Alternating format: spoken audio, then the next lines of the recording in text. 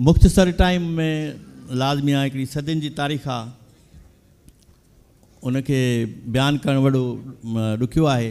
सभ खां पहिरियों साईं असांजा तमामु मोहसिन ऐं मां सम्झुमि त मां सिंध जा लेजेंड आहिनि, लेजेंड इंसान मां साईं जन खे मुंहिंजे करे शामिलु कयां लेजेंड्स में त वधाउ न थींदो।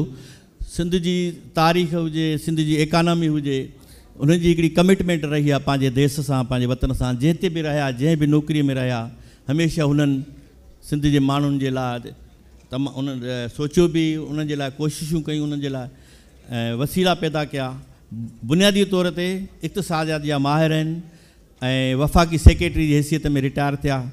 सिंध में बि चीफ इकनॉमिस्ट या हितों शुरूआत जेका हुननि कई पंहिंजी इस्लामिया कॉलेज में लेक्चरार जी हैसियत सां, पर पोइ हू हिते वञी इन में टेक्नोक्रेट जी हैसियत सां पोइ हुननि ज़िंदगी जो सफ़र कयो। हिकिड़े इल्मी अदबी घराणे सां, सियासी घराणे सां हुनजी वाबस्तगी आहे। ऐं लाज़मी आहे जॾहिं हुननि शऊर जी अखि संभाली त हुननि खे पंहिंजे घर में बि हिकिड़ो इल्मी अदबी ऐं सियासी माहौल मिलियो। हुनजी जेका तरबियत थी उहा उन में बुनियादी हुनजो वॾो किरदारु आहे। उन तरबियत जे आधार ते हुननि अॻिते हली पंहिंजे देश लाइ, पंहिंजे वतन लाइ तमामु घणी ख़िदमतूं कयूं। उनजी एजेंडा हमेशह सिंध रही ऐं सिंध जी ख़ुशहाली रही। जिते बि रहिया उन्हनि पंहिंजो हिकिड़ो किरदारु अदा कयो। सभ खां पहिरियों ई मां साईं फज़लुल्लाह साहिब खां सवालु कंदुसि ऐं सखर जे बारे में, या हुननि पंहिंजी जेका सखर खे कीअं ॾिठो, या हुनजी ज़िंदगीअ जा जीअं कीअं शुरूआति थी ऐं अॻिते हली जेको सफ़र हुननि तइ कयो उनजे बारे में हू पंहिंजो ॿुधाईंदा। साईं फज़लुल्लाह कुरैशी साहिबु। हाणे मुंहिंजो हिकिड़ो पंहिंजो पर्सपेक्ट आहे। जेको सखर मूं जीअं ॾिठो उहा हिकिड़ी अलॻि ॻाल्हि आहे, पर जेको मूं सखर बाबति पढ़ियो या जेके मूं ॾिठो त सखर सां तारीख़ वॾी नाइंसाफ़ी कई आहे। सखर शहर जी जेके अहमियत हुई सा उनखे उहा सही अहमियत अॻे बि कोन मिली ऐं हाणे बि कोन मिली। जेकॾहिं आउं सिकंदर जे ज़माने को खणां त सिकंदर बादशाह बि मुल्तान आयो, मुल्तान को वरी सेवण, विच में सखर जो ज़िक्र ई कोन सखर में आयो या न आयो। इन खां पोइ जेकॾहिं तव्हां ॾिसंदो त सिंध में ॿियूं जेके कैपिटल रहियूं सा दीबल रही, दीबल खां पोइ अरोड़ रहियो। हाणे अरोड़ ऐं सखर जो कहिड़ो वास्तो आहे उन ते कुझु नथो चई सघिजे। सखर ऐं बखर त ॻाल्हि आहे, बाक़ी सखर जो ज़िक्र कोन्हे। त बि सिंध जी कैपिटल जेका आहे सा दीबल रही। ऐं इन खां पोइ वरी जॾहिं असां कलोड़नि जो दौरु अचे थो ऐं कलोड़नि खां पोइ जॾहिं मीरनि जो दौरु अचे थो त बि ॾिसां थो त सखर उन सीन ते आहे ई कोन। हाणे इहो छो थियो आहे या कीअं थियो आहे इन लाइ त वधीक रिसर्च खपे। पर असल जेका ॻाल्हि थी आहे त सखर में जेका सखर खे रिकग्निशन मिली सा वञी मिली वधि में वधि जॾहिं अंग्रेज़ अचे थो पियो त अंग्रेज़ जी हिकिड़ी ज़रूरत हुई, छाकाणि हुनखे काबुल ऐं अफ़गानिस्तान में पंहिंजूं फ़ौजूं पहुचाइणियूं। त उन्हनि मीरनि को ख़ासि इजाज़त वरिती त सिंध फ़तेह करण अॻु में हुननि सखर में हिकिड़ी कैंप ठाही। ऐं उहो जेको आहे सो 1834 में पहिरियों दफ़ो अंग्रेज़ असांखे सखर में नज़र अचे थो। सखर जी अहमियत अचे थी, छाकाणि जो सखर एज़ अ बंदर एज़ अ ट्रीट कयो वियो आहे। हितां सॼी ट्रांसपोर्टेशन थींदी सखर को पंजाब ऐं तंहिंखां पोइ पंजाब खां जेको अॻिते जेको अंग्रेज़नि जो सिलसिलो हुयो। त इन खां पोइ जेका सखर में ॿी जेका डेवलपमेंट इम्पोर्टेंट अचे थी सो साथ थी अचे पई। जॾहिं अंग्रेज़ फ़तेह करे थो त बि तव्हां ॾिसो था त सखर ज़िलो कोन्हे, सखर जो नालो ई कोन्हे। शिकारपुर ज़िलो आहे ऐं सखर उन जो पार्ट आहे। ऐं अंग्रेज़नि बि उनखे शिकारपुर खे ज़िलो ठाहियो ऐं ज़िलो सखर वञी तमामु पोइ देरि सां ठहे थो पियो। त सॼी जेका अहमियत जेका हिसा आहे पोइ वरी शिकारपुर खे अची वई, छाकाणि अफ़गानिस्तान जे वेझो ऐं दाऊद पोटनि बि शिकारपुर खे अहमियत ॾिनी। ऐं तंहिंखां पोइ जेको हिंदू सेटल वधीक शिकारपुर में थियो त शिकारपुर सखर खां वधीक निमाया रहियो। अगेन इहा बि सखर सां हिकिड़ी नाइंसाफ़ी थी। ऐं डेवलपमेंट जे लिहाज़ को बि सखर में पहिरीं डेवलपमेंट थी सा आहे लैंसडाउन ब्रिज, जेका 1899 में अचे थी पई। ऐं इन खां पोइ जेका आहे सा उहो बि अंग्रेज़ इन करे वरिती जो अंग्रेज़नि खे पंहिंजूं फ़ौजूं पहुचाइणियूं बलोचिस्तान खां, पंजाब खां बलोचिस्तान लाइ रिवर क्रॉस करिणो, उन लाइ पुल ज़रूरी ऐं ट्रेन ज़रूरी हुई। त उहो उन सिलसिले में उतो हलियो। इन खां पोइ जेको सखर में जेको सखर जो लैंडमार्क थियो सखर बराज। हाणे सखर बराज जी बि हिकिड़ी अजीब तारीख़ आहे, छाकाणि सखर बराज जो ख़्यालु पंहिंजो कर्नल हुयो जंहिं पहिरियों थोरो कमु छाकाणि जॾहिं पंजाब में इरिगेशन जो वर्क शुरू थियो, जॾहिं अंग्रेज़नि पंजाब सिंध खां पोइ फ़तह कयो 1849 में। 1849 में जॾहिं हुननि पंजाब फ़तह कयो आहे त तंहिं ज़माने में सिंध ऑलरेडी बॉम्बे सां अनेक्स थी चुकी हुई, छाकाणि जो अंग्रेज़नि जो ख़्यालु इहो हो त सिंध जी उन वक़्तु आबादी जॾहिं अंग्रेज़ फ़तह करे थो मां भाइ थो वधि 20 लख हूंदी, त हुन चयो त हाणे 20 लख वारो सूबो त ठही कोन सघंदो, इन करे जेको एडजस्टेंट सूबो हुयो सो बॉम्बे प्रेसिडेंसी, सो सिंध खे बॉम्बे सां ॻंढे छॾियऊं त ऐं पोइ सिंध जी अहमियत वञी बीठी कमिशनरेट जी। हाणे कमिशनरेट में कहिड़ा फ़ैसिला थींदा, त जॾहिं हिननि अंग्रेज़नि जी बराज जी ॻाल्हि जॾहिं कई कुझु सिंध जे माण्हुनि, छाकाणि जो बराज जो वधीक ज़ोर भरियो खैरपुर रियासत, छाकाणि सतलुज वैली प्रोजेक्ट जॾहिं शुरू थिया पंजाब में त खैरपुर वारनि कन खयां त बाबा इहो त पाणी असुलु इंडस जो पाणी आहे, पंजाब खणी थो वञे पियो, त छाकाणि जो खैरपुर हिकिड़ी अलॻि रियासत हुई, उनजी अलॻि इंटेंटिटी हुई, सिंध जी इंटेंटिटी कोन हुई, जॻह सिंध बॉम्बे जो हिकिड़ो हिसो हो त बॉम्बे जी से हूंदी, सिंध जी से कोन हुई। खैरपुर रियासत इन ते प्रोटेस्ट कयो ऐं पोइ अंग्रेज़नि सोचणु शुरू कयो त हाणे खैरपुर खे ॾियणु, माना त बराज जी जेका असुलु जेका अहमियत हुई सा खैरपुर रियासत जे तरफ़ो थी। ऐं पोइ उन में वरी पोइ अंग्रेज़नि इन में सर्वे कराई, सर्वे करण में फ़िलहालु उन्हनि पहिरियों कमु कयो त नारा कैनाल खे डेवलप कयूं। अंग्रेज़नि जेको पहिरियों सिंध में वर्क कयो सो नारा कैनाल जो हो, त सखर खे अहमियत पोइ वञी मिली जॾहिं पहिरियों हुननि 1914 ताईं चयो त ठारायूं था बराज, फ़ैसिलो थियो, वरी आलमी जंग शुरू थी वई, फाइनली वञी 1963 में इहे प्लान्स शुरू थिया। त सखर शहर जी अहमियत पहिरियों दफ़ो उजागर थिए थी लैंसडाउन पुल सां, ॿियो दफ़ो उजागर थिए थी सखर बरेज सां। पर तव्हांखे इंट्रस्टिंग ॻाल्हि ॿुधायां त सखर बराज जेको बि इरिगेशन नेटवर्क हो, जंहिंमें 75 लख एकड़ ज़मीन आबाद थियणी, जंहिंमें 30-35 लख ऑलरेडी मौजूदु हुई जेका दाइमी वाहन ते हूंदी, ऐं 30-35 लख नई ज़मीन थी। सखर ज़िले जो हिकिड़ो एकड़ बि सखर बराज आबाद कोन थी करे।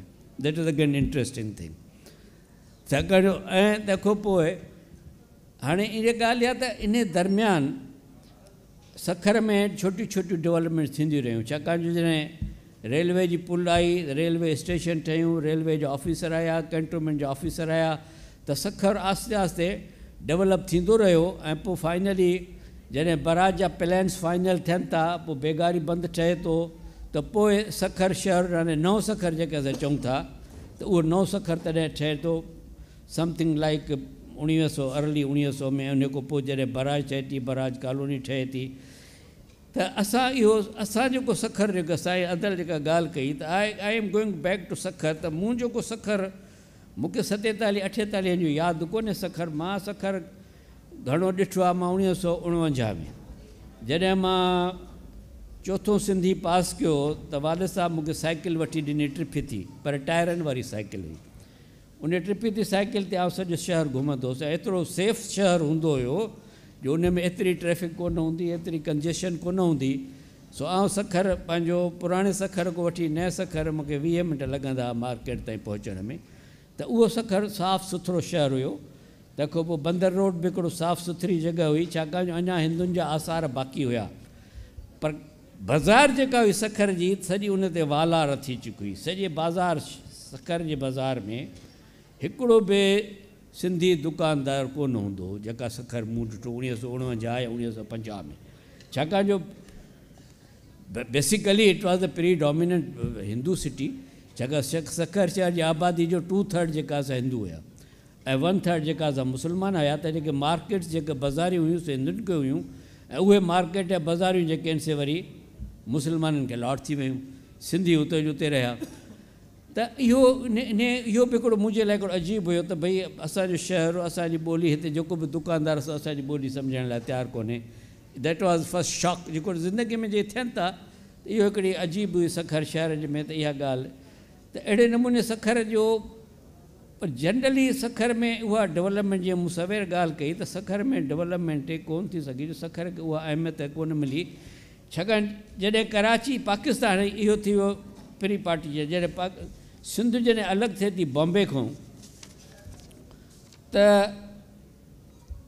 उन खां पोइ आस्ते आस्ते जेका आहे सिंध में डेवलपमेंट शुरू थिए थी पई। हाणे उहा बि जेका डेवलपमेंट सिंध में थिए थी पई त उन में तव्हांखे मिसाल तौरु सिंध यूनिवर्सिटी ठही त हैदराबाद में, इन खां पोइ अचो गर्ल्स कॉलेज ठहियो हैदराबाद में। सखर में त साइंस कॉलेज कोन हो, 1955 ताईं सखर मैट्रिक जो सेंटर कोन हुयो। मुंहिंजी वॾी भेण मैट्रिक ॾियण असां शिकारपुर वियासीं, मां जॾहिं स्कॉलरशिप जो इम्तिहान ॾियण वियुसि 1949 में त बि शिकारपुर, 1953 में स्कॉलरशिप जो इम्तिहान ॾियणु उहो बि शिकारपुर। त हिकिड़ो इहा जेका ॻाल्हि आहे सखर में छा थियो, छो थी रहियो, ऐं सखर जी ऐं इंटर जेको साइंस कॉलेज सखर में खुलियो आहे, पहिरियों इस्लामी आर्ट्स कॉलेज खुलियो 54 में, ऐं साइंस कॉलेज बि तमामु देरि सां खुलियो आहे। उस अॻु में जेको साइंस कॉलेज हो रुगो शिकारपुर में हो, त असांजा जेके ॿिया दोस्त जेके या शिकारपुर पढ़णु वेंदा हुआ, ऐं 1950 धारे भायां थो त साइंस कॉलेज वरी खैरपुर में खुलियो। त सखर में साइंस कॉलेज कोन हो, सखर में मैट्रिक जो सेंटर कोन हो। त जॾहिं मां ॻाल्हि कयां थो त सखर सां इहो छो थियो आहे, इहो रियली आई डोंट नो। उन खां पोइ जॾहिं सिंध गवर्नमेंट अचे थी पई, ऐं इहो अञा मां 1 यूनिट खां अॻे जी ॻाल्हि थो ॿुधायां त सिंध यूनिवर्सिटी ठहे थी हैदराबाद में, लियाकत मेडिकल कॉलेज ठहियो थो हैदराबाद में, इंजीनियरिंग कॉलेज ठहे थो हैदराबाद में, पब्लिक स्कूल ठहे थो हैदराबाद में, ऐं सखर में इहे सॼी जेका बि डेवलपमेंट थिए थी पई सा सॼी हैदराबाद में आहे। ऐं सखर जो मां किथे नालो ॾिसां ई कोन थो पियो त जॾहिं बि सिंधी अदबी बोर्ड हैदराबाद में, ऐं ॿिया बि जेके बि वॾा जेके मसलो इहा आहे त ॻाल्हि इहा आहे त इहो सखर जी ॻाल्हि था कयो न, पीरियड त मां तव्हांखे सखर जो ॿुधायो त सखर त इहो कीअं थियो या छो थियो। हाणे इहे सभु फ़ैसिला थींदा आहिनि पॉलिटिकल, छाकाणि जो जेके असेंबली में जेका असां वेठा इहे कोन त सखर जा माण्हू असेंबली में कोन आहे। पीरज़ाद अब्दुल सत्तार जेको सिंध जो चीफ मिनिस्टर रहियो 2 दफ़ा, ऐं पाकिस्तान जी कैबिनेट जो पहिरियों जेका पाकिस्तान जी 38 जी कैबिनेट ठही आहे त पीरज़ाद अब्दुल सत्तार उन में वज़ीर हुयो। पीरज़ाद अब्दुल सत्तार सखर जो हुयो, पर मूंखे नथो यादि पए त उन सखर लाइ कुझु कयो। त इहा जेका पॉलिटिकल लीडरशिप जी जेका गैप आहे, ॿी जेका बि लीडरशिप हुई, जेके महर हुया, महरनि जी 4थी पीढ़ी आहे, सखर त गॾु आहे घोटकी में, इन ते वरी साईं ॿिए राउंड में वरी तव्हां सां शिकारपुर में तव्हांजा सूमराज हुया। त इहो हिकिड़ो तव्हांखे मां इहो नओं पहलू थो ॿुधायां सखर जो, त सखर सां इहो थियो छा रहियो हुयो ऐं कीअं थी रहियो। दोस्तनि सां इंट्रोडक्शन थी वेंदो, पोइ ॿिए राउंड में वरी अव्हां सां साईं सैयद इमदाद हुसैन शाह जो तालुक़ु रोड़ीअ सां आहे, क़दीम शी कोटाई सैयद मशहूरु आहिनि रोड़ीअ जा तमामु घणा, ऐं साईं इल्मी अदबी घराणे सां वास्तो रखे थो पियो। घरनि में हिन जे तमामु शानदार लाइब्रेरी आहे। उनखां अलावा मशहूरु अदीब मुमताज़ मिर्ज़ा साईं जो मामो, त हिननि जो पस मंज़र बि इल्मी अदबी घराणे सां ई वास्तो रखे थो पियो। उनखां अलावा पाण तमामु घणा फुटबॉल जा बहितरीनु रांदीगर आहिनि, ऐं वॾी ॻाल्हि त फीफा जा उन में हिननि खे मेंबरशिप आहे या हुनजे काउंसल ते आहिनि। ऐं पाण वरी तारीख़ में तमामु घणी दिलचस्पी रखनि था। तारीख़ जा उहे वर्क जेके गुम थी विया आहिनि, विसराले वर्क जेके विसारियल तारीख़ जा जेके किताबनि में महफ़ूज़ न आहिनि, उन ते तमामु घणी साईं रिसर्च कई आहे। ऐं अॼु हिते आया आहिनि, लाज़मी आहिनि थोरे वक़्त में को हिकिड़ो मौज़ू लाज़मी ॿुधाए सघिजे थो, कंहिं मौज़ूअ ते कंहिं बि ते अव्हां जेकॾहिं सखर जे हवाले सां ॻाल्हि करणु चाहियो तफ़सील सां। सखर जेको आहे सो वजूद त इन ज़मीन जो करोड़नि सालनि खां आहे हिते। सखर जॾहिं 941 ईस्वी में पंहिंजो दरियाए सिंध जेको आहे सो रुख मोड़े ऐं हितां सखर वारी ऐं रोड़ीअ जे पहाड़नि जे विच मां लंघियो, त हीउ जेको इलाइक़ो आहे उन वक़्त ताईं जेको आहे सो अरोड़ा जी जेका आबादी तक़रीबन जेका आहे सा निकिरी वई हुई। लॾ पलाण करे जेको आहे सो पंजाब तरफ़ हलिया विया या ॿिए तरफ़ हलिया विया। उन खां पोइ हिते जेका आहे सा आबादी पहिरियों जेको आहे सो हीउ पहाड़ी सिलसिलो जेको आहे सो नए पिंड खां शुरू थो थिए, वञी शादी शहीद में ख़तमु थो थिए। 40 मेलनि जो हिकिड़ो जेको आहे सो पहाड़ी सिलसिलो आहे। इहे ॻंढियल हुया सभई, रोड़ी बि, पुराणो सखर बि, नए पिंड ताईं बि जेको आहे सो। उन खां पोइ 941 में जेको आहे रावटी जेको आहे सो उहो चए थो त 941 सन में जेको आहे सो रुख मुड़ियो आहे। एबट जेको चए थो त 991 में जेको आहे सो रुख मुड़ियो आहे हिन सिंधु नदीअ जो। जॾहिं रुख मुड़ियो त हिकिड़ो सिलसिलो थियो बंदरगाह जो। हिते जेको आहे सो फारस खां जेके आहिनि से काफ़िला ईंदा हुया, उहे अची जेको आहे सो बखर में अची जेको आहे सो उन वक़्तु बखर सॾींदा हुया। ऐं इहो बखर जो आबादी अची जेको आहे सो अरोड़ मां ऐं आस पास मां जेका आहे सा हिते बखर में अची वेठी जेका आहे सा। नए सखर जो त वजूद ई कोन हुयो जेको आहे सो। उन खां पोइ जेको आहे सो जेके आहिनि से पहिरियों सुमरन जे दौर में बि जेको आहे सो इहो क़िलो जेको आहे इहो आबाद नज़र अचे थो पियो। ऐं उन खां पोइ अरगोन जेके आहिनि से आया आहिनि। अरगोननि जे दौर में त हिनखे जेको आहे सो वॾी डेवलपमेंट थी जेका आहे सा हिन क़िले जी। छा थियो जो जॾहिं शेर शाह सूरी जेको आहे शिकस्त ॾिनी हुमायूं खे, त उहो जॾहिं 947 में हिते जॾहिं अचे थो पियो हिजरी में, त हिननि खे ख़बर पई त जेको आहे सो अचे थो पियो, हाणे पाण कीअं बचायूं जेको आहे सो मुग़लनि खां। त हिननि छा कयो, जेको अरोड़ जो क़िलो उन वक़्तु सही सलामत हुयो 947 में। हिननि उन खे सॼो भञायो ऐं कतारूं बीहारियूं अरोड़ खां वठी बखर जे क़िले ताईं। ॿ लाइन जूं कतारूं बीहारियूं। हूअ उन सिर हुनखे ॾिनी, हुन सिर हुनखे ॾिनी। ईअं सॼो उनजो मटीरियल खणी अची हिनखे डबल दीवार जेका आहे सा क़िले खे जेका आहे सा हिन ॾियारी। महमूद बखरीअ जेको आहे सिपह सालारो शाह हसन जो शाह अरगोन जेको आहे सो 928 में मरी चुको हुयो, जेको हिननि जो पाइनियर हुयो। उन खां पोइ जेको हुयो हिन पासे ना जेका सिंधु नदी हुई उहा जेका आहे सा सिंगल वहंदी हुई। हुन पासे ना कॾहिं कॾहिं जॾहिं घणो जॾहिं पाणी ईंदो हुयो या बरसाति पवंदी त सखर पुराणे वारे पासे ना वहंदी हुई। हिन छा कयो जो उनखे खरड़ायो जेको आहे सो खरड़ाए ऐं उनखे वसी कयईं ऐं उनजो पाणीअ जो वहिकिरो कयईं त जीअं चौगिर्द जेको आहे सो पाणी हुजे त जीअं असांखे हमलो जेको आहे सो बची सघूं हुमायूं खां। उन खां पोइ इहो खरड़ीअ जो मैदान जेको मशहूरु अथव सखर जो, इहो इन खरड़ण जे करे जेको आहे सो खरड़ीअ जो मैदान जेको आहे सो मशहूरु थियो। ऐं मुग़ल जेको क़िलो हुयो क़िले में जेके आहिनि सिर्फ़ु फ़ौजी रहंदा हुया। जेके गवर्नर हुया या जेके सूबेदार हूंदा हुया या जेके उन वक़्तु उहिदेदार हूंदा मुग़लिया दौर में या अरगोन दौर में, उहे पुराणे सखर में गवर्नर हाउस हूंदो हुयो। शाह इहो पंहिंजो पीर जेको आहे साईं कहिड़ो पीर आहे, शाह खैरदीन जेको आहे इन जे भरिसां गवर्नर हाउस हूंदो। उन में इहे जेके आहिनि से मुग़ल सूबेदार गवर्नर जेके बि हूंदा हुआ, उन जो इहो मिसाल आहे त असांजो ॾाढो नवाब मीर याक़ूब अली शाह जॾहिं 1088 में हितां जो गवर्नर थियो त हुन चयो त हाणे मां रोड़ीअ जो रहंदड़ जेको आहे सो हिते छो जेको आहे गवर्नर हाउस में रहां। उन पंहिंजो 14 एकड़नि जो जेको आहे सो रोड़ीअ में जेको आहे सो क़िलो ठारायो, गवर्नर हाउस उते शिफ्ट कयईं। 1091 ताईं पंहिंजे यानी कि इंतकाल ताईं उते ई रहियो। उन खां पोइ असां पोइते था अचूं पिया। विच में कलोड़ा दौर थियो, ॿियो दौर थियो, मीरनि जो दौर थियो।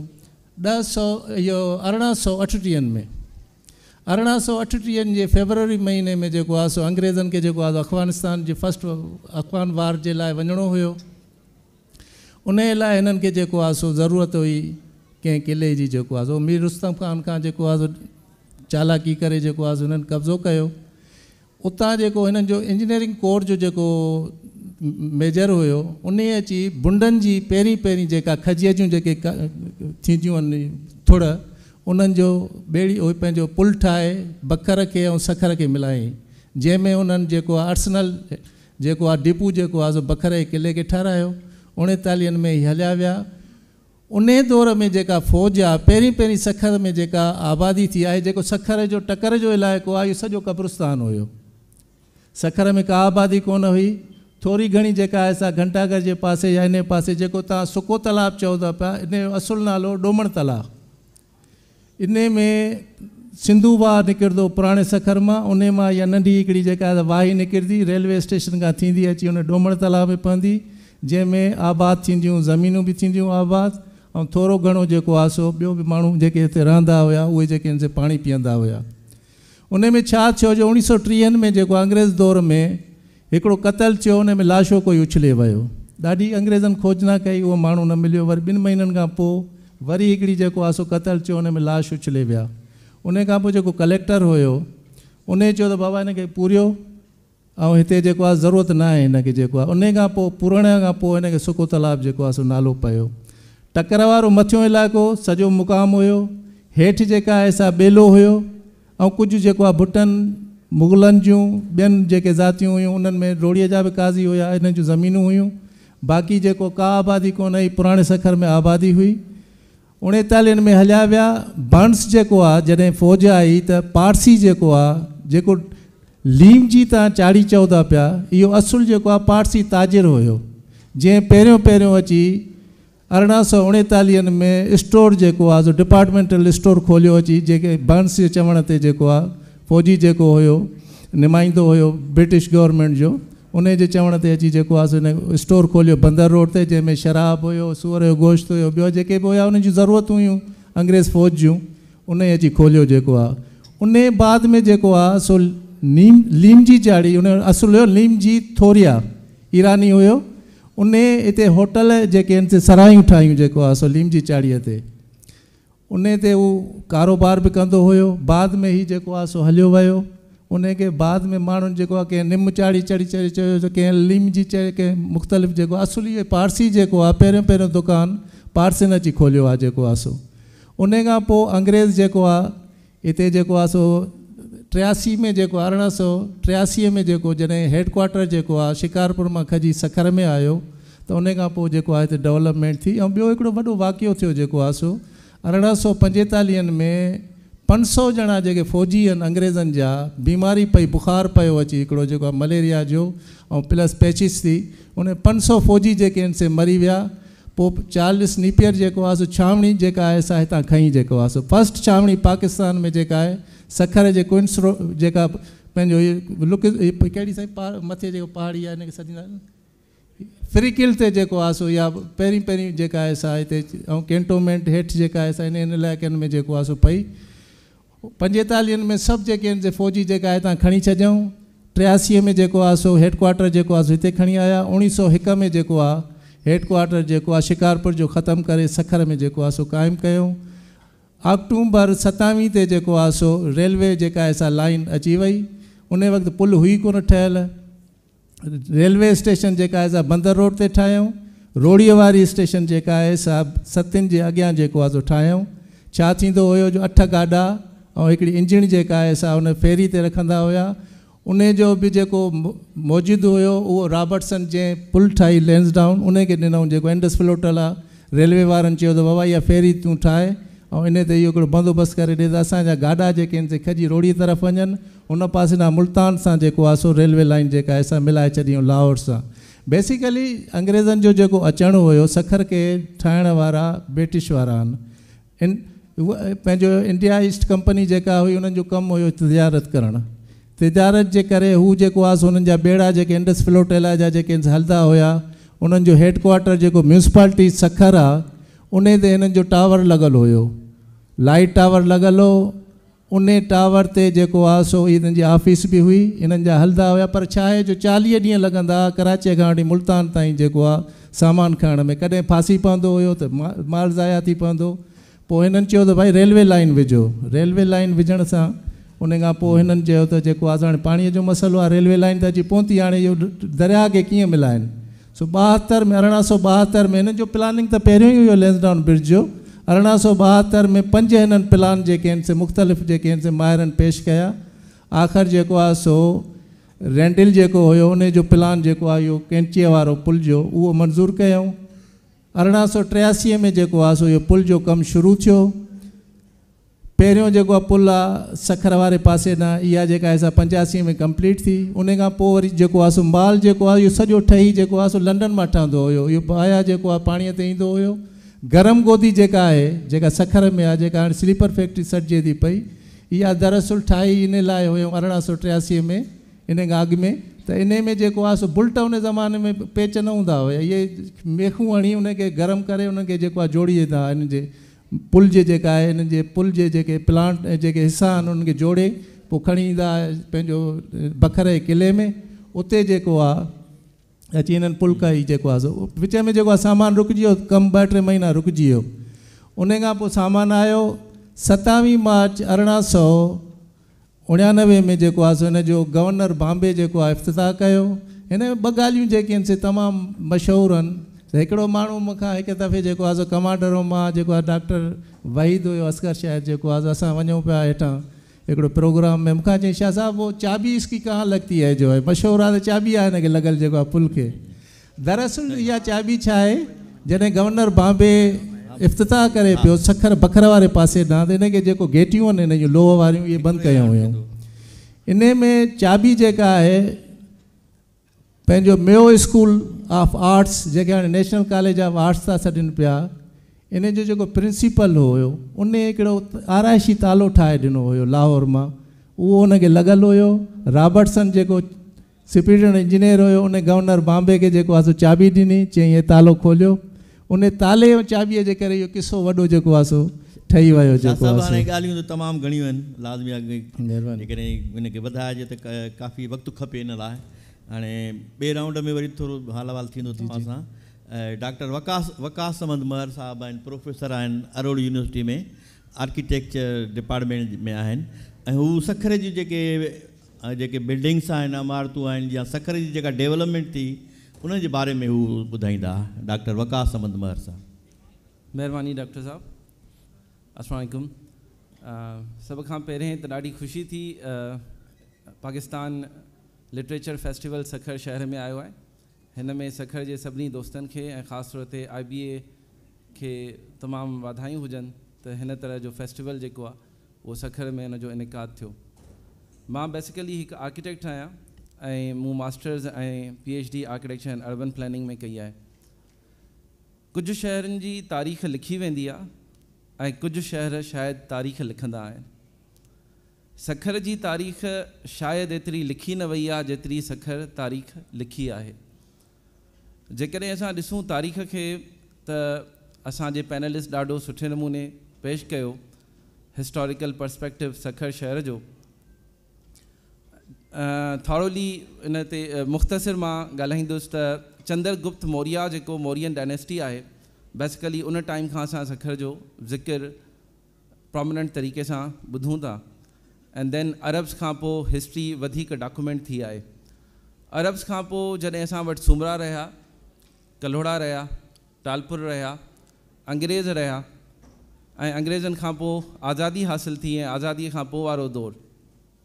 मोस्टली असां इहो सोचूं था या सम्झूं था या असांखे लिखत में इहो मिले थो त बेसिकली शहर जेको आहे उहो 19वीं सदी ऐं 20वीं सदीअ में सही तरीक़े सां क़ाइमु कयो वियो। थी सघे थो ईअं न हुजे, पर जेका शइ असां फ़र्क़ु ॾिसूं था त 19वीं ऐं 20वीं सदीअ में जेको जायूं शहर ऐं बिल्डिंग्स ठाहिण जी टेक्निक्स आयूं, जंहिंमें मटीरियल्स आया, उहे शायदि काफ़ी इवॉल्व थी विया। ऐं उन जे बेसिस ते जॾहिं लाइम जो कमु थियो, जॾहिं कची सिर जेको आहे, पकी सिर जेको आहे ठहणु शुरू थी वई, त उन खां पोइ उन्हनि बिल्डिंग्स जी जेका लाइफ हुई उहा वधी वई ऐं उहे असां शहर में उहे शयूं ॾिठियूंसीं, ऑब्ज़र्व कयूंसीं। उन खां पहिरें बि शायदि काफ़ी प्रोमिनेंट स्ट्रक्चर्स ठहिया हूंदा डिफरेंट पीरियड्स में, डिफरेंट टाइमनि में। छो त शहर जी कॾहिं असां हिस्ट्री ॾिसूं त उहा क़ब्ले मसीह खां आहे, लाखियनि जो दड़ो असां वटि दरियाफ़्त थियो, पर हिस्टोरिकली शायदि उहे शयूं डॉक्यूमेंट न थी सघियूं ऐं उहे इमारतूं, उहे शहर जा हिस्टोरिकल पैटर्न्स शायदि मिटिजी विया। जॾहिं असां मुग़ल्स जे पीरियड खे ॾिसूं था त मुग़ल्स डेवलपमेंट बेसिकली टकरियुनि जे मथां कई। जिथे जिथे टकरियूं आयूं उन्हनि टकरियुनि जे मथां उहे मुख़्तलिफ़ क़िस्मनि जा स्ट्रक्चर्स ठाहींदा विया ऐं शहर खे जोड़ींदा विया। अॻिते हली ब्रिटिशर्स जेके आहिनि उन्हनि शहर खे एक्सपेंड कयो, जंहिंखे असां नओं सखर सॾियूं था, ऐं पुराणो सखर जेको आहे मोस्टली टकरियुनि ते ठहियलु आहे। नए सखर में असां ॾिसूं त जेका डेवलपमेंट आहे बेसिकली उहा पर्पज़ बेस्ड ठाही वई आहे। सिंधू दरिया जे पाणीअ खे यूटिलाइज़ करिणो आहे, बैराज अॾी वई। बैराज खे अॾण सां गॾोगॾु बैराज खे हलाइण लाइ जेको स्टाफ रहियो, उन स्टाफ जे लाइ बंगला, इमारतूं, जायूं ठाहियूं वयूं। ऐं अॼु बि सखर जूं पुराणियूं जेके इमारतूं आहिनि, कमिश्नर हाउस, सर्किट हाउस, उहे ई आहिनि जेके बैराज जे स्टाफ लाइ ठाहियूं वयूं। उनखां पोइ एडमिनिस्ट्रेटिव पर्पज़ जेको आहे उहो तमामु घणो इम्पॉर्टेंट रहियो आहे। त जॾहिं एडमिनिस्ट्रेटिवली हिन शहर खे सिलेक्ट कयो वियो, जीअं फैज़ुल्ला साहब चयो त Britishers they wanted to expand their rule towards other areas and they wanted good connectivity. त उन कनेक्टिविटी खे इनहांस करण लाइ बलूचिस्तान सां अॻिते काबुल ताईं या पोइ पंजाब सां ई ऐं अॻिते पाकिस्तान जे मुख़्तलिफ़ एरियाज़ ताईं सखर में डिफरेंट तरह जी डेवलपमेंट थींदी वई, जंहिंमें छावणीअ जो क़याम थियो, जंहिंमें ब्रिजिस ठहियूं वयूं, जंहिंमें रेलवे जो कनेक्शन थियो ऐं रेलवे जे अचण खां पोइ तमामु घणियूं फर्दर शयूं एड ऑन थींदियूं वयूं, छो त हिकिड़ो अहिड़ो इदारो हुयो जेको बेसिकली हिकिड़ो पावर हाउस हुयो अंग्रेज़नि जी हुकूमत लाइ।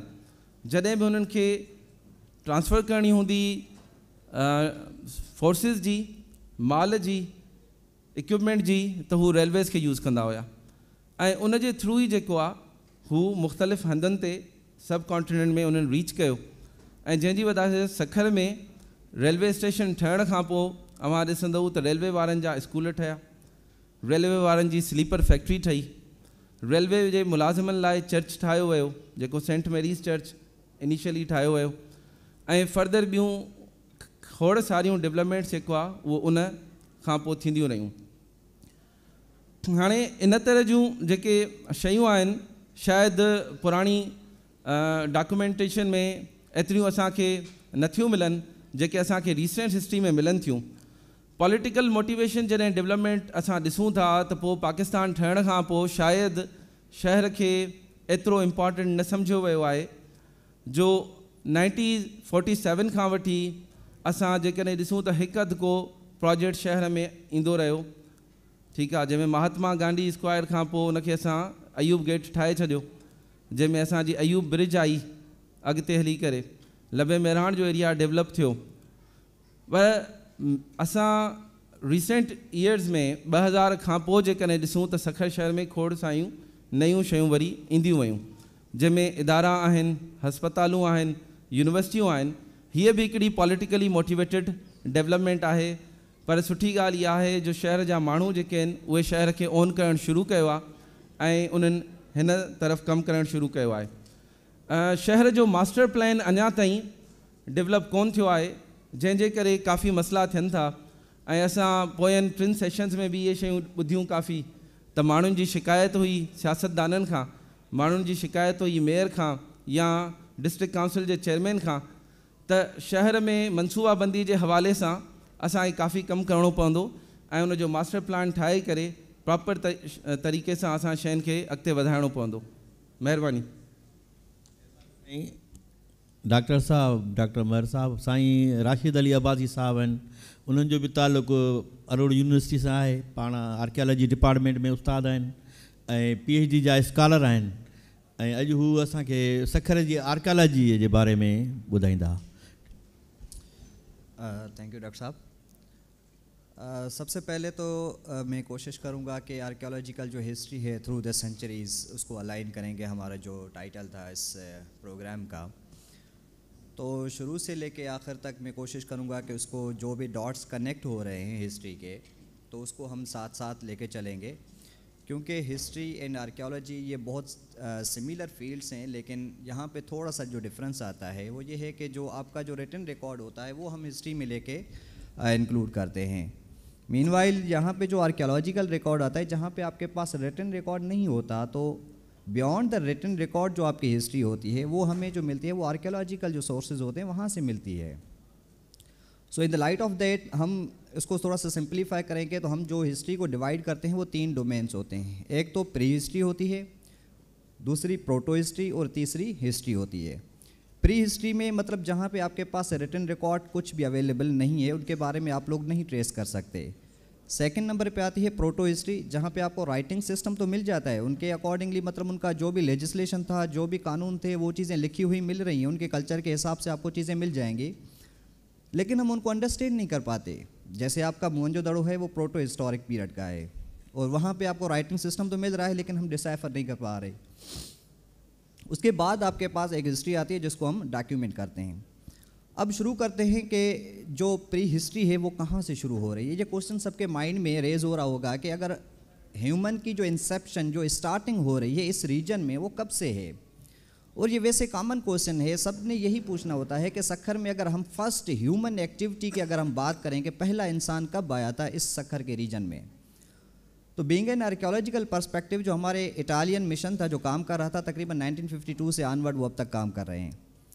جو ان کے ریزلٹس ہیں وہ ڈرا کر رہے ہیں, وہ یہ بتا رہے ہیں کہ 1.7 ملین ایئرس تقریباً 17 لاکھ سال پہلے یہ ہماری جو اروڑ ہلس ہیں, اروڑ ہلس میں سے جو پیلولیتھک پیریڈ ہم کہتے ہیں جس کو, وہاں سے ہمیں جو ریمینس مل رہے ہیں وہ اس چیز کو اٹیسٹ کر رہے ہیں کہ جو ہماری سکھر کی ہسٹری ہے وہ 17 لاکھ سال پہلے کی شروع ہو رہی ہے. پتھر کے دور کو ہم اگین 3 گروپس میں ڈیوائیڈ کرتے ہیں, پیلولیتھک, میزولیتھک, نیولیتھک. اگین اس کا جو درمیان والا فیز ہے وہ تھوڑا سا مسنگ ہے, جہاں پہ ہمیں نہیں سمجھ آ رہی کہ یہاں پہ ایسی سچویشن کیا آ گئی تھی کہ لوگ یہاں سے اچانک غائب ہو گئے تھے یا ان کی پاپولیشن جو تھی وہ بہت کم ہو گئی تھی. لیٹر آن پھر ہم آتے ہیں نیولیتھک کی طرف. اب یہ فیزز ہم ڈیوائیڈ کرتے ہیں اصل میں ان کی جو ٹیکنالوجیکل ڈیولپمنٹ تھی. ٹیکنالوجیکل ڈیولپمنٹ, یہ سارا جو پتھر کا دور ہم کہہ رہے ہیں یہ صرف اروڑ ہلس کے دائرے تک ملتا ہے. تقریباً یہ 600 کلومیٹر ریڈیس جو ہے اسکوائر کلومیٹرس میں جو ہے پھیلا ہوا ہے ان کا. اس کے بعد ہمارا جو پیریڈ شروع ہوتا ہے وہ ہم کہتے ہیں جس کو پروٹو ہسٹورک. دیٹ مین کہ 17 لاکھ سے لے کے پروٹو ہسٹورک تک انسان کی جو سیٹلمنٹ تھی اس ریجن میں وہ کنٹینیو ہو رہی ہے, ڈسکنٹینیو ابھی تک نہیں ہوئی. پروٹو ہسٹورک میں آپ کے پاس یہ جو سیکنڈ اگر موسٹ پاپولیٹڈ یا اربن سینٹر کہیں انڈس سویلائزیشن کا جو لاکھن جو دڑو ہے. لاکھن جو دڑو میرے خیال سے ابھی تو لاسٹ ایئر میرا وزٹ ہوا تھا تو ابھی تو کافی مطلب انکروچ ہو چکا ہے انڈسٹریل ایریا میں آپ کے پاس ہے. اور ٹو بی آنیسٹ تو اس کو اگر ہم پراپر طریقے سے پرزرو کر سکتے اور گورنمنٹ کی طرف سے انیشیٹ لے جاتے تو ہم اس کو as a UNESCO world heritage site جو ہے وہ ڈکلیئر کر سکتے تھے. اتنی ہائیلی پوٹینشیل سائٹ ہے جہاں پہ. لیکن اس کے بعد اگر ہم موو کریں, جیسے ڈاکٹر وقاص صاحب نے بات کی کہ مورین ڈائناسٹیز کی یا لیٹر آن جو بھی ہمارے پاس ڈائناسٹیز آ رہی ہیں, تو ان کے ظاہر سی باتیں ہمیں آرکیولوجیکل کچھ ریمینس تو ملنے چاہیے, کچھ آثار تو ملنے چاہیے نا. تو ہم جب بات کر رہے تھے تو جیسے ہی انڈس کا ڈکلائن ہو رہا ہے 1700 BC مطلب کہ 1700 قبل مسیح میں, تو اس کے 200 سال ایسے ہیں جہاں پہ ہمیں ہیومنس کا کوئی ریکارڈ نہیں مل رہا ہے. یہاں پہ اس کو ہم کہتے ہیں ڈارک ایج. بہت سے ایشوز ہیں ابھی تک اس کے اوپر, ریسرچز جو ہیں وہ کنٹینیو ہیں کہ 1700 سے لے کے 1500 کے درمیان میں ریسرچ جو ہسٹری ہے ہماری وہ تھوڑی سی سائلنٹ ہے. اس کے بعد ہمارا جو ایرا شروع ہوتا ہے جو ہم ابھی جو دیکھتے ہیں, جیسے ہندو کمیونٹی ہمارے پاس ابھی زیادہ پریویل کر رہی ہے. اب ان کی جو ایمرجنس ہو رہی ہے, اسٹارٹنگ ہو رہی ہے وہ سن 1500 قبل مسیح سے آنورڈ ہو رہی ہے. 1500 سے لے کے 600 قبل مسیح تک یہ ہندوازم کے جو 2 فیزز آ رہے ہیں. لائک جیسے بینگ اے مسلم ہمارے پاس 4 قرآن ہیں, سیکریٹ بکس ہیں جو پاک کتاب کہتے ہیں. سملرلی ہندوازم میں بھی 4 جو ہیں ان کے سیکریٹ بکس ہیں, اور چاروں بکس کے حساب سے جو ان کی پریچنگ ہو رہی ہے, پریچنگ کے حساب سے ان کی کمیونٹی میں بھی چینجز آ رہی ہیں. کیونکہ ابھی میں جب اس کو کمپیئر کر رہا تھا تو جب اسلام میں, کیونکہ میں حافظ قرآن ہوں, ساتھ ساتھ کیونکہ میں نے مدرسے میں تعلیم حاصل کی تھی, تو اس کے ساتھ جب میں نے ساتھ میں موقع ملا تو کمپیریٹیو ریلیجن کو پڑھا, ہندوازم, بدھزم, کرسچینٹی. جب تینوں کو پڑھا تو اس کے بعد مجھے کچھ چیزیں ریئلائز ہوئیں کہ مطلب ہم جب کیونکہ ماضی کو پڑھتے ہیں in order to make a future جو ہوتا ہے اس کو بہتر بنانے کے لیے, تو ہم ابھی کس طرف موو کر رہے ہیں. جب ویداز کو میں نے پڑھا تو ویداز میں جو ان کا جو پہلا وید ہے رگ وید جس کو ہم کہتے ہیں, رگ وید میں جو ہندوؤں نے جو سوسائٹی بلڈ کی تھی, جو مور اسپیسیفکلی ہم بات کرتے ہیں کاسٹ سسٹم کی, جو ذات کا جو سسٹم ہے, ان کا کاسٹ سسٹم جو تھا وہ اتنا ریجڈ نہیں تھا. اور یہ اسی ریجن کی ہم بات کر رہے ہیں. جیسے آپ کا لاکھن جو دڑو ہے ان کے جو سکسیسرس آ رہے ہیں, کاسٹ سسٹم ان کا جو ڈیوائڈ ہوتا تھا on the basis of their professions. ان کا کام کیا ہے, اس کا نسل سے, ان کا جو ہے وہ کلر سے, ریس سے کوئی تعلق نہیں تھا. لیٹر آن جیسے ہی ان کا جو لیٹر ویداز ہو رہا تھا, لیٹر ویداز کی جو ڈیولپمنٹ ہو رہی ہے, اگر ٹیکنیکلی دیکھیں تو 3 بکس اور آ رہی ہیں ان کے پاس, اور کافی چیزیں کلاسیفائی ہو رہی ہیں. کوانٹیٹیو وے سے دیکھیں تو ڈیولپمنٹ ہو رہی ہے, اگر کوالیٹیٹیو وے سے دیکھیں تو ڈکلائن کی طرف جا رہے ہیں, کیونکہ لیٹر آن ان کے پاس 3 ویداز اور آ گئے, اور اس میں جو سیکریفائس سسٹم تھا, پولیٹیکل آرگنائزیشنس تھی, ڈویژنس تھی, وہ بہت سی چیزیں اب کمپلیکس ہوتی جا رہی ہیں. اور جیسے جیسے سوسائٹی کمپلیکس ہوتی جا رہی ہے تو لیٹر آن جیسے آپ کے برہمن سوسائٹی تھی وہ زیادہ ڈومینیٹ کر گئی تھی. اب زیادہ ڈومینیٹ کرنے کے بعد اب یہی فیکٹرز اصل میں ہمارے ابھی مسلم سوسائٹی میں بھی دیکھیں کہ پائے جاتے ہیں کہ پہلے بالکل اسلام سمپل تھا, اور اب اسلام میں کافی چیزیں جو ہیں وہ مختلف جو ہے وہ پینیٹریٹ ہوتی جا رہی ہیں اور کمپلیکسٹی ہوتی جا رہی ہے. جیسے سیکٹیرین ڈیولپمنٹ ہو رہی ہے. شروع میں تو ایسی کوئی کانسیپشن تھی نہیں نا, جو شروع کی اسلامک ٹیچنگس ہیں اس میں کوئی اس طرح کا کانسیپٹ نہیں تھا جیسے ابھی ہم مطلب مختلف سیکٹیرینس میں ڈیوائڈ ہوئے ہیں. لیٹر آن जैसे ही इनका जो लेटर वेदास का जो पीरियड ख़त्म हो रहा है, तब इतनी सोसाइटी रिजिड हो चुकी थी कि लोग असल में ये सोचने पे मजबूर आ गए थे, अगर लेट्स अज्यूम हम हिंदुइज़्म से निकलें भी तो हम कहाँ जाएं, किस सोसाइटी में जाएं। जैसे आपको पता है कि शूदर को वो बहुत ही लो कास्ट के हिसाब से ट्रीट करते थे। जैसे ही उस टाइम 2 और नए मज़हब का जो है वो बुनियाद पड़ता है, जैसे बुद्धिज़्म और जैनिज़्म। ये इसी रीजन की सर हम बात कर रहे हैं, ये इसी रीजन में ये दोनों सोसाइटीज़ हैं, क्योंकि जैसे इंडस का डिक्लाइन हो रहा है आर्यंस आ रहे हैं। असल मसला ये है टाइम का मसला है, अभी बार बार जो है कह रहे हैं कि भाई टाइम जो है कम है जी। इसको तो असल में सर जैसे ही हमने बुद्धिज़्म की बात करें तो बुद्धिज़्म में आपके पास जैसे आपके ये जो मोहनजोदड़ो है उसके ऊपर जो स्तूपा बिल्ट हुआ है, ये हमारे पास आपके बुद्धिस्ट आ गए थे। ये आ गए थे आपके कुशांस डायनासिटी के जो सेंट्रल एशिया से आ रहे हैं। कुशांस के बाद आपके पास इंडो सीथियंस आ रहे हैं, पार्थियंस आ रहे हैं। ये अगेन उसी जो है रीजन जो है सेंट्रल एशिया की तरफ से मूव हो रहे हैं हमारे इस रीजन में। और उसके बाद आप देखेंगे कि जैसे ही हमारा मुस्लिम पीरियड जो स्टार्ट होता है वो 712 में जैसे मोहम्मद बिन कासिम आ जाते हैं। मोहम्मद बिन कासिम का जो हमारा जो रिमेन्स है आर्कियोलॉजिकल, आपका ये जो अरोड़ में आपका इसमें है, अरोड़ के नाम से एंशिएंट सिटी जो है बिल्ड किया हुआ है। तो उस टाइम 4 सिटीज़ बिल्ड किए गए थे, जैसे आपका बम्भोर है, मंसूरा जिसको ब्राह्मणाबाद भी कहते हैं, अरोड़ है। उसके बाद आप घोटकी में जाएंगे तो विजड़ोड के नाम से है, क्योंकि घोटकी असल में 1993 तक जो हमारा पार्ट रहा है, डिस्ट्रिक्ट सखर का ही पार्ट रहा है। तो अगेन वो भी असल में 2 सिटीज़ जो है हमारे हिस्से में आते हैं, सखर की हिस्ट्री में आते हैं। ये जो मुस्लिम्स का जो पीरियड रहा था, तकरीबन जो कॉलोनियल पीरियड स्टार्ट हो रहा है हमारी ब्रिटिश इन्विजन तक। ब्रिटिशर्स जब तक आते हैं तब तक ये हमारी कंटिन्यू हो रही है। और ब्रिटिशर्स के बाद अगेन हम 1947 में आके हम आज़ादी लेते हैं। और यही असल में पॉलिटिकल जो हिस्ट्री सिनेरियो जो बन रही है इन the light of archaeological remains जो हमें मिल रहे हैं, डॉट्स कंटिन्यू हो रहे हैं। अब यहाँ पे सिर्फ हमारे पास 200 साल ऐसे आए थे जहाँ पे हिस्ट्री हमारी जो डिसकंटिन्यू हुई थी। लेटर ऑन हमारी जो जितनी भी हिस्ट्री थी आर्कियोलॉजिकल वो कंटिन्यू होती हुई आ रही है। अब उसमें हमारे पास जैसे अभी अगर हम बात करें आपके जो आइकॉनिक चीज़ें हैं, जैसे हमारे पास टेक्नोलॉजिकल चीज़ें, अभी बिल्डिंग्स हमारे पास लैंसडाउन ब्रिज हो गई या आपका जो है बैराज हो गई, तो बहुत सी चीज़ें हमारे पास अभी जो हेरिटेज में हैं। जो मुझे पर्सनली इंस्पायर किया है जिस चीज़ ने आर्कियोलॉजिकली, वो था पार्थियन टेम्पल, जिसके बारे में मेरा मतलब गुमान ये था कि इनके शायद ही हमें रिमेन्स मिलें, जो पारसी हम कहते हैं, जो पर्शियंस आए थे हमारे पास। तो उनके वो कम्युनिटी मैंने सोचा शायद ही वो ख़त्म हो चुकी हो हमारे पास से, वो कहीं माइग्रेट हो चुके हों, लेकिन उनके रिमेन्स अभी हमारे पास नहीं। तो अभी ये म्यूनसिपल जो ऑफिस है, तो यहाँ पे आपको ये पार्थियन या फायर टेम्पल जिसको हम कहते हैं, जो ज़ोरास्ट्रियन है, वो अभी सर्वाइविंग है। सो मेरे ख्याल से यही जो है वो कंसाइज हिस्ट्री थी इन द लाइट ऑफ आर्कियोलॉजिकल। मेहरबानी आबासी साहब, आपने बहुत अच्छा क्या साईं। हाणे असल में सखर एॾो तव्हांजी जेका तारीख़ ॿुधी उनजी आर्कियोलॉजिकल हिस्ट्री या जेका एंथ्रोपोलॉजिकल हिस्ट्री तमामु वसी आहे, इन ते जेतिरो बि ॻाल्हाइजे तमामु घटि आहे। ऐं सदियुनि जी तारीख़ खे तव्हां हिकिड़े लिमिटेड टाइम में असां किथे पूरो था, बार बार इहो अचे थो बाबा वञी 10 मिंट बचा आहिनि, 5 मिंट बचा आहिनि।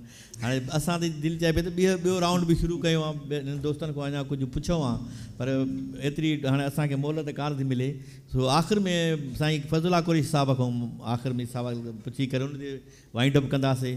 ऐं साईं खां इहो ई सवाल आहे त मौजूदा सखर खे तव्हां कीअं था ॾिसो पंहिंजे तजुर्बे जे निगाह सां, हिकिड़े सीनियर सिटीज़न्स, छाकाणि त ये तमाम सखर जा तमाम सीनियर सिटीज़न्स आहिनि जेके उन्हनि में शामिल थियनि था, त मां सम्झा वाइंड अप साईं जन ते ई कयूं था पिया। बस 5 मिंट वठिजो। हा, मुंहिंजा तव्हांखे अर्ज़ु कयो त मतिलबु आहे त सिंध गवर्नमेंट जॾहिं आई त उन वक़्तु बि सखर सां इंसाफ़ न कयो वियो।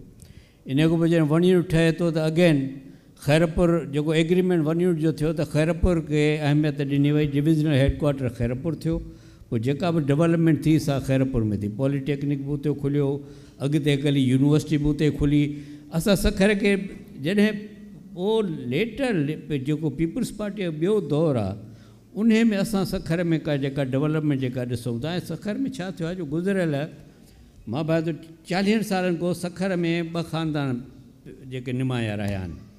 हिकिड़ो ख़ानदान जेको शहर में निमाए रहियो आहे, जंहिंजी 2-3 पीढ़ी पे कमु करे, ऐं ॿियो जेको सखर सां ॿियो आहे। माना जेकॾहिं तव्हां चवंदो त हिकिड़ी शेख फैमिली आहे, ॿी सैयद फैमिली आहे। त हाणे मां इन हिसाब खां ॾिसंदो त डेविड्स ड्यू साईं खुर्शीद शाह ॿुधी वियो जेके बि सखर में जेका बि डेवलपमेंट जेका सही नमूने जेका थी आहे सा खुर्शीद शाह उन जे दौर में थी। उन में जंहिंमें आउं चवंदुसि त जेको ही सखर IBA में उन्हनि जो वॾो रोल हो। ऐं उन खां पोइ जेके सखर एयरपोर्ट रोड ठहियो, सखर एयरपोर्ट जी अपग्रेडेशन थी, सखर जो सर्कुलर रोड ठहियो, हाणे अरोड़ यूनिवर्सिटी थी, NCVID आई, गुलाम अहमद महर कॉलेज थियो।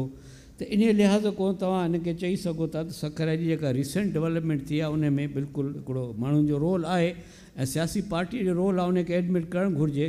बाक़ी जेका शहर जी हालत आहे सा उन में आउं मुतमइन न आहियां, छाकाणि जो मेयर साहब ऐं डिस्ट्रिक्ट काउंसिल जो चेयरमैन ॻाल्हियूं करे विया, नो डाउट, पर जेका बि शहर जी हालत आहे त हिन महिल ते एतिरे क़दुरु जो असां जे दोस्तनि जो त असां सखर शहर खे साफ़ु पाणी मुहैया अञा ताईं कोन करे सघिया आहियूं। तंहिंखां पोइ जॾहिं आबकलाणी थिए थी, जॾहिं पाणी दरिया जा गेट खोलिजनि था पिया त सखर शहर में पाणी जो ॾुकर थो थी वञे, असां अल्टरनेट अरेंजमेंट कोन सघिया आहियूं।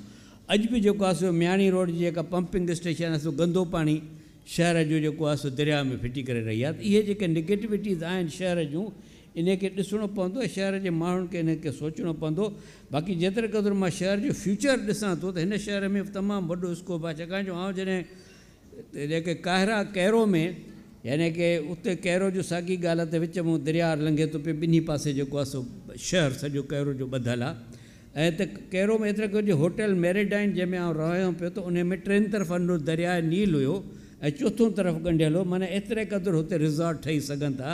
साॻी शइ हिते आहे त हिते असां वाटर स्पोर्ट्स करे सघूं था, सखर में रिज़ॉर्ट ठही सघनि था पिया। जीअं तव्हां चओ त ब्रेक जर्नी थिए थी, कराची खां लाहौर वेंदे तव्हां सखर खे डेवलप करे सघो था। सखर में डेवलपमेंट जो तमामु वॾो स्कोप आहे ऐं इहो जेको आहे सो सखर म्यूनसिपलिटी या डिस्ट्रिक्ट काउंसिल जो कमु न आहे, इहो गवर्नमेंट ऑफ पाकिस्तान जो कमु आहे। ऐं जेको पोइ इहो गवर्नमेंट ऑफ सिंध जो कमु आहे त सखर खे जेका हिन महिल ताईं जेको गुज़िरियल मुंहिंजे ख़्याल में सदीअ में बि का अहमियत कोन मिली आहे त सखर खे डेविल्स ड्यू ॾिनो वञे ऐं सखर जे डेवलपमेंट जो तमामु वॾो स्कोप आहे। ऐं उमेदु कयां थो त हिन जे थ्रू ई इहो मैसेज पहुचंदो त सखर शहर खे तमामु घणी डेवलपमेंट जो स्कोप आहे ऐं गुंजाइश आहे ऐं थियणु घुरिजे। महिरबानी। तमामु घणी महिरबानी साईं फज़ुल्ला कुरैशी साहब ऐं साईं इमदाद हुसैन शाह साहब, डॉक्टर वकास महर साहब ऐं राशिद अली अब्बासी साहब, तव्हां सभिनी जी महिरबानी तमामु घणी। तव्हां हिन सेशन खे वक़्तु ॾिनो।